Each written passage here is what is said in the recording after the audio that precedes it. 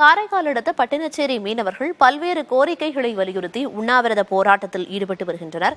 இது தொடர்பான கூடுதல் விவரங்களை நமது செய்தியாளர் அப்துல் வழங்க கேட்கலாம். அப்துல், இந்த போராட்டத்தில் எத்தனை மீனவர்கள் ஈடுபட்டிருக்காங்க? அவங்க முன்வைக்கக்கூடிய பிரதானமான கோரிக்கைகள் என்னென்னவா இருக்கு?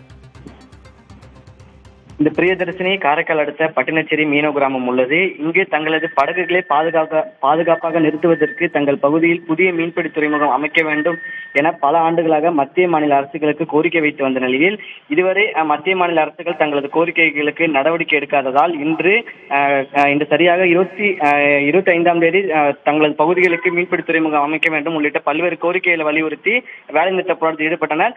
இந்த நிலையில் அவர்களது இந்த வேலைநிறுத்த போராட்டம் இன்று இந்த 6வது நாளாக தங்களது கோரிக்கைகளை மத்திய மாநில அரசுகள் உடனடியாக நிறைவேற்ற வேண்டும் என்று பட்டினச்சேரி மீனவ கிராமத்தில் 500க்கும் மேற்பட்ட மீனவர்கள் உண்ணாவிரத போராட்டத்தில் ஈடுபட்டுள்ளனர். மேலும் இந்த மீனவர்கள் வேலைநிறுத்த போராட்டத்தின் காரணமாக 200க்கும் மேற்பட்ட ஃபைபர் படகு மற்றும் விசைப்படகுகள் தொழிலுக்கு செல்லவில்லை.